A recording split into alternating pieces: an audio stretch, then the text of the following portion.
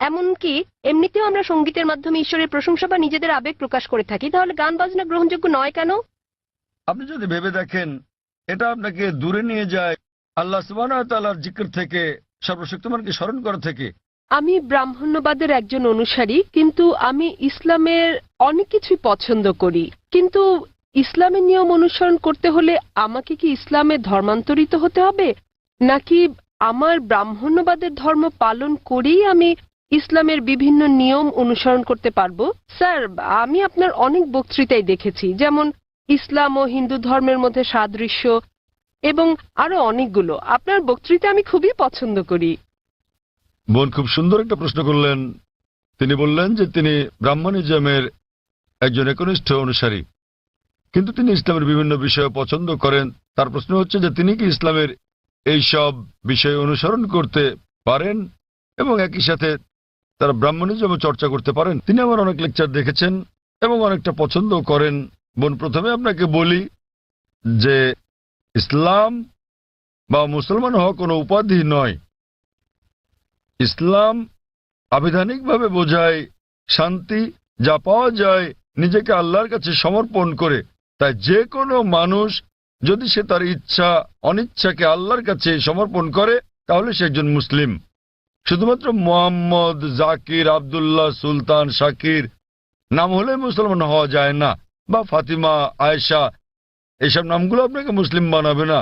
মুসলমান মানে যে তার ইচ্ছা অনিচ্ছাকে আল্লাহর কাছে সমর্পণ করে। তো প্রথমেই খুঁজে বের করতে হবে আপনাকে মহান আল্লাহর আদেশ কি। বোন বলেছেন যে তিনি ব্রাহ্মণিজমের একজন একনিষ্ঠ অনুসারী এবং তিনি ইসলামেরও বিভিন্ন বিষয় পছন্দ করেন। আর তিনি আমার অনেক বক্তৃতা দেখেছেন, যার মধ্যে ইসলাম ও হিন্দুইজমের সাদৃশ্য আছে। যদি এটা দেখে থাকেন তাহলে উত্তর দেওয়াটা আমার জন্য সহজ হবে, আপনার পক্ষে বোঝাটাও সুবিধা হবে। আপনি যদি দেখে থাকেন আমার হিন্দুইজম ইসলামের সাদৃশ্য নিয়ে বক্তৃতা, যেটা আমি বোধহয় প্রথম শান্তি সম্মেলন চেন্নাইয়ে দিয়েছিলাম, ইসলাম ও হিন্দু ধর্মের মধ্যে সাদৃশ্য। বোন, আপনি যদি ভেবে দেখেন, এমনকি যদি হিন্দু ধর্মের বইগুলোও পড়ে থাকেন, হিন্দু ধর্মগ্রন্থগুলো বলে যে নিজের ইচ্ছাকে ঈশ্বরের কাছে সমর্পণ করবেন। কিন্তু আমি যেটা বললাম যে সময়ের সাথে সাথে পূর্বের সকল ধর্মগ্রন্থ আগের মতো অবিকৃত অবস্থায় নেই। সেগুলো বিকৃতি এসেছে, জালিয়াতি হয়েছে, দুর্নীতি ঘটেছে। বেশিরভাগ পণ্ডিতগণই এই ধর্মগুলোর বিষয়ে, হোক সেটা হিন্দুইজম অথবা হোক খ্রিস্টানিজম অথবা ইহুদি ধর্ম, তারা একমত যে তাদের ধর্মগ্রন্থগুলো অবিকৃত রূপে সংরক্ষিত নেই। আর আপনি যদি আমার বক্তৃতা শুনে থাকেন, আমি শুরুতে যা বলেছিলাম, মহাভারত একটা গল্প যা অর্জুনের পিতামহ কর্তৃক বর্ণিত। এতে আছে ৮,০০০ শ্লোক। এরপর সময়ের সাথে সাথে পরিবর্তিত হতে হতে এতে চলে এলো ২৪,০০০ শ্লোক। এখন এর মধ্যে আছে ১,০০,০০০ বেশি শ্লোক। এটি কার কথা? মহাভারতের পণ্ডিতগণের। তো সময়ের সাথে সাথে সেগুলোতে হস্তক্ষেপ হয়েছে, তথ্য বিকৃতি ঘটেছে, কিন্তু তা সত্ত্বেও এরকম পরিবর্তনের পরও সবগুলো ধর্মগ্রন্থেই সর্বশক্তিমান ঈশ্বরের বাণী অবশিষ্ট রয়েছে। এবং আপনি যদি আমার বক্তৃতা শুনে থাকেন, সকল ধর্মের মূল কথা হচ্ছে সর্বশক্তিমান ঈশ্বর একজনই। তার কোনো মূর্তি নেই, তার কোনো ছবি নেই। সবগুলো ধর্মই বলে থাকে ঈশ্বর একজনই। আপনি হয়তো শুনেছেন আমার লেকচারে আমি বলেছিলাম বিভিন্ন জায়গায়, যেমন ছান্দোক্য উপনিষদে অধ্যায় নম্বর ৬ অনুচ্ছেদ নম্বর ২ শ্লোক ১, মহান ঈশ্বর এক, অদ্বিতীয়। এবং শ্বেতাশ্বতর উপনিষদ অধ্যায় নম্বর ৪ শ্লোক নম্বর ১৯ এবং যজুর্বেদ অধ্যায় ৩২ শ্লোক ৩ বলা আছে, মহান ঈশ্বরের কোনো প্রতিমা নেই, তার কোনো ছবি নেই। প্রতিমা মানে হচ্ছে মূর্তি, ফটোগ্রাফ, রেখাচিত্র, ছবি, ভাস্কর্য, মূর্তি, পুতুল। তাই ঈশ্বরের কোনো প্রতিমূর্তি নেই, কোনো ফটোগ্রাফ নেই, কোনো রেখাচিত্র নেই, কোনো ছবি নেই, কোনো ভাস্কর্য নেই, কোনো মূর্তি নেই, কোনো পুতুল নেই। তাই সকল ধর্মগ্রন্থই জোর দেয় সর্বশক্তিমান ঈশ্বরের একত্বের উপর। আর হিন্দু ধর্মের ব্রহ্মসূত্রটি হচ্ছে एकम ब्रह्म द्योतय नास्ते नैना नास्ते किंचन। भगवान एक ही है, दूसरा नहीं है, नहीं है, नहीं है, जरा भी नहीं है। ঈশ্বর একজনই, দ্বিতীয় কেউ নেই, কেউ নেই, কেউ নেই, কোথাও কেউ নেই।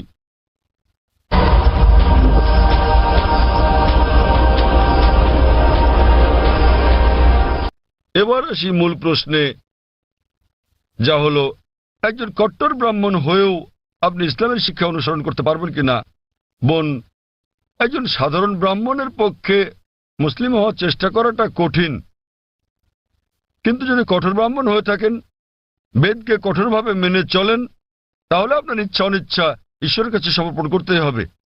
আপনি যদি সাধারণ ব্রাহ্মণ হয়ে থাকেন যে কিছু নিয়ম মানেন আবার কিছু মানেন না, তাহলে আপনার পক্ষে ঈশ্বরের কাছে নিজের ইচ্ছাকে সমর্পণ করা কঠিন হবে। কিন্তু যদি কঠোর ব্রাহ্মণ হয়ে থাকেন, বেদকে কঠোরভাবে মেনে চলেন, তাহলে আগে আমি যা বলেছি আপনাকে মানতেই হবে।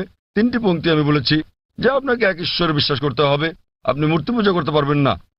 আপনাকে বিশ্বাস করতে হবে যে ঈশ্বর এক, তার কোনো প্রতিচ্ছবি নেই, কোনো ফটোগ্রাফ নেই, কোনো মূর্তি নেই।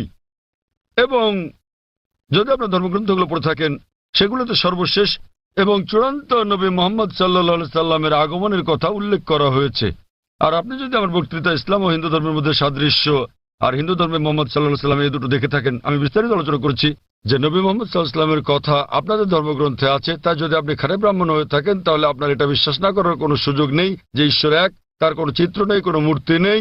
এবং আপনাকে এটা বিশ্বাস করতে হবে যে মহান ঈশ্বরের সর্বশেষ দূত, সর্বশেষ বার্তাবাহক কল্কি অবতার হচ্ছেন নবী মুহাম্মদ সাল্লাল্লাহু সাল্লাম। কিন্তু যখন আপনার ধর্মগ্রন্থ বলে যে আপনাকে কল্কি অবতার চূড়ান্ত দূতকে অনুসরণ করতে হবে, তো যখন আপনি এই দূত নবী মুহাম্মদ সাল্লাল্লাহু আলাইহি ওয়াসাল্লামের বাণীগুলো পড়বেন, তখন আপনি দেখবেন যে এই কথাগুলো আপনার ধর্মগ্রন্থগুলোতে যা লেখা আছে তার সাথে মিলে যাচ্ছে। আবার একই সাথে দেখবেন এটা আপনার ধর্মগ্রন্থের অনেক কথার বিরুদ্ধে যাচ্ছে।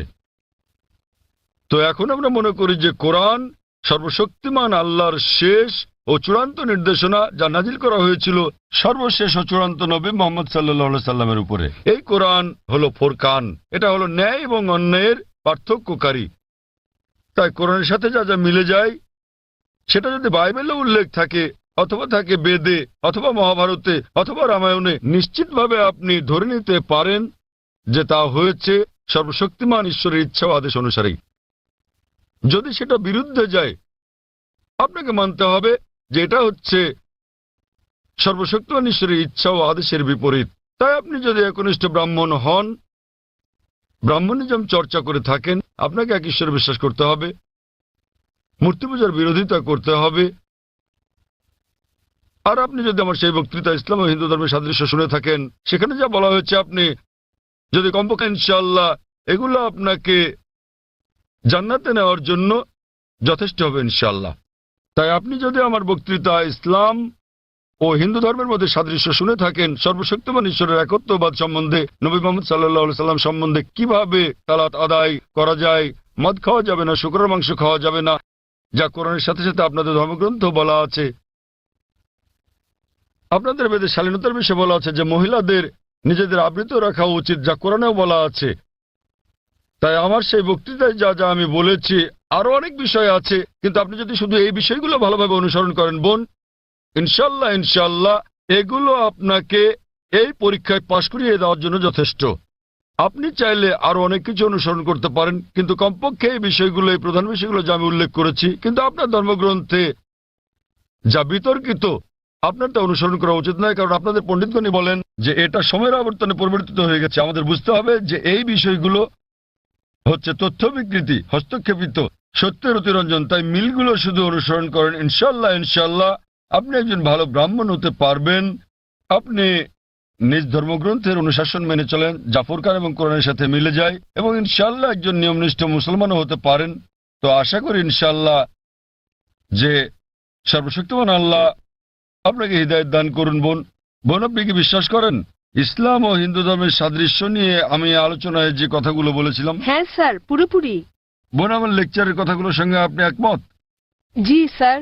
আপনি কি নিয়মগুলো মানতে রাজি আছেন? হ্যাঁ হ্যাঁ, রাজি আছি। তাহলে আপনি যেহেতু এগুলো মানতে রাজি আছেন, আমি যা বলেছি, সুতরাং আপনি প্রকৃতই নিজের ইচ্ছা অনিচ্ছাকে আল্লাহর কাছে সমর্পণ করলেন। আরবিতে আপনি বলতে পারেন মুসলমান, বাংলায় বলতে পারেন আল্লাহর কাছে নিজের ইচ্ছাকে সমর্পণকারী। তো যদি একমত হন যে ধর্মগ্রন্থগুলোতে বলা আছে এক ঈশ্বরের উপাসনা করতে হবে, তিনি ছাড়া আর উপাস্য নেই, মূর্তি পূজা করা অন্যায়, আপনি যদি সর্বশেষ ও চূড়ান্ত নবী কল্কি অবতার মুহাম্মদ সাল্লাল্লাহু আলাইহি সাল্লাম এবং তার শিক্ষার উপর বিশ্বাস রাখেন, তাহলে আমার মতে, আমি যদি আরবিতে বলি, আমাকে বলতে হবে যে আপনি ইসলাম ধর্ম পালন করছেন এবং আপনি একজন মুসলিম। বোন, আপনি কি একমত আছেন? জি স্যার, একমত। তাহলে আপনি কি জনসমক্ষে বলতে পারবেন যে আরবি নিয়মে আপনি একজন মুসলিম? বোন, আপনি কি আরবি নিয়মে ঘোষণা দিতে পারবেন এটা? যেহেতু আপনি মেনে নিয়েছেন একজন ঈশ্বর এবং নবী মোহাম্মদ সাল্লাল্লাহু আলাইহি সাল্লাম সর্বশেষ চূড়ান্ত নবী, তো আপনি কি ঘোষণা দিতে পারবেন যে আপনি একজন মুসলিম? আমি বলছি না যে আমি একজন মুসলিম, যদিও আপনি যা বলেছেন আমি তার সাথে একমত। এখন আপনি যদি মেনে নেন যে ঈশ্বর একজন এবং তার হ্যাঁ। কোনো মূর্তি বা ছবি নেই এবং একমাত্র তারই উপাসনা করতে হবে, আর আপনি যদি মেনে নেন যে নবী মোহাম্মদ সাল্লাল্লাহু আলাইহি সাল্লাম আল্লাহ প্রেরিত দূত, এই দুটোই যথেষ্ট আপনাকে ইসলাম ধর্মের জগতে নিয়ে আসার জন্য, আপনি পাস করেছেন। অন্যান্য বিষয়গুলো পরে আসবে। তো আপনি যদি মানেন ঈশ্বর এক, তার কোনো প্রতিচ্ছবি নেই, আপনি যদি মূর্তি পূজা করতে অস্বীকার করেন এবং আপনি মানেন যে নবী মোহাম্মদ সাল্লাল্লাহু আলাইহি সাল্লাম শেষ ও চূড়ান্ত নবী, তাহলে আপনি এই জগতে প্রবেশ করতে পারবেন ইনশাআল্লাহ, অথবা সঠিকভাবে বলতে গেলে এই জীবন দর্শনে। এবং ইনশাআল্লাহ এভাবে চর্চা চালিয়ে গেলে আপনি কি এই জীবনধারায় আসতে চান বোন? ঈশ্বর চাইলে। হ্যাঁ, এই তো ইনশাআল্লাহ, মাশাআল্লাহ।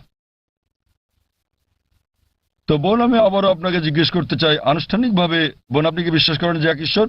হ্যাঁ, করি। বিশ্বাস করেন যে সর্বশক্তিমান ঈশ্বর ছাড়া আর কারো উপাসনা করা উচিত নয়?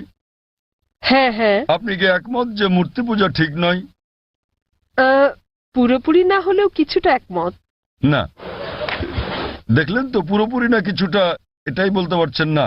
আপনি এটা বলতে পারেন না যে কেকটা খেতে চাই, পেতে চাই। মূর্তি পূজা করা সঠিক নয়, নতুবা সঠিক। এর মানে ঈশ্বরের কাছে প্রার্থনার জন্য আপনার মূর্তি পূজার সাহায্য নিতে হবে না, কোনো মূর্তি পূজা করতে হবে না। আপনি কি মানেন যে ঈশ্বরের কোনো প্রতিরূপ নেই? হ্যাঁ। আচ্ছা, আপনি মানেন, এর মানে আপনি বলছেন ঈশ্বরের কোনো প্রতিমূর্তি নেই? হ্যাঁ। ঠিক আছে। আপনি কি মানেন যে নবী মোহাম্মদ সাল্লাল্লাহু আলাইহি সাল্লাম সর্বশেষ চূড়ান্ত নবী? আমি আসলে এইটুকু পর্যন্ত ভালো করে জানি না, কিন্তু অন্যগুলো আপনি যা বলেছেন আমি মানছি, কিন্তু আমি আসলেই সর্বশেষ বিষয়গুলো জানি না। আপনি কি মানেন যে তিনি আল্লাহ প্রেরিত দূত? হ্যাঁ, মানি। আপনি মানেন তিনি আল্লাহর দূত? হ্যাঁ। চমৎকার, চর্চাটাই আসল। একজন নির্ভেজাল মুসলিম হওয়া সহজ কথা নয়, আমরাও চেষ্টা করছি। তো বোন, আমি যদি বলি আপনি কি আমার সাথে কালিমায়ে শাহাদা পাঠ করবেন? আপনি কি শাহাদাত পাঠ করবেন, যা আসলে আরবিতে একটা ঘোষণা, ওই একই কথা যা আমি বলেছি যে আল্লাহ ছাড়া কোনো প্রভু নেই আর নবী মোহাম্মদ সাল্লাল্লাহু আলাইহি সাল্লাম তার দূত, আরবিতে এটা বলতে চান? হ্যাঁ স্যার, বেশ, অবশ্যই। আমি আরবিতে বলবো, আপনি আমার সাথে সাথে বলবেন, আর পরে এটার অনুবাদও বলবো। ঠিক আছে। अशहदु अशहदु अल्लाह अल्लाह इलाहा इलाहा इल्लल्लाह इल्लल्लाह व अशहदु व अशहदु अन्ना अन्ना मुहम्मदन मुहम्मदन अब्दुहु अब्दुहु व रसूलुहु। व रसूलुहु। আমি সাক্ষ্য দিচ্ছি আমি সাক্ষ্য দিচ্ছি যে যে কোনো উপাস্য নেই কোনো উপাস্য নেই আল্লাহ ছাড়া, আল্লাহ ছাড়া, আর আমি সাক্ষ্য দিচ্ছি যে নবী মোহাম্মদ সাল্লাল্লাহু আলাইহি যে সাল্লাম নবী মোহাম্মদ সাল্লাল্লাহু আলাইহি সাল্লাম হলেন আল্লাহর আল্লাহর বান্দা এবং রাসূল। বান্দা এবং রাসূল। মাশাআল্লাহ বোন, ধন্যবাদ। এখন আপনি একজন মুসলিম এবং আমি প্রার্থনা করছি যেন আল্লাহ সুবহানাহু ওয়া তাআলা আপনাকে পথ প্রদর্শন করেন।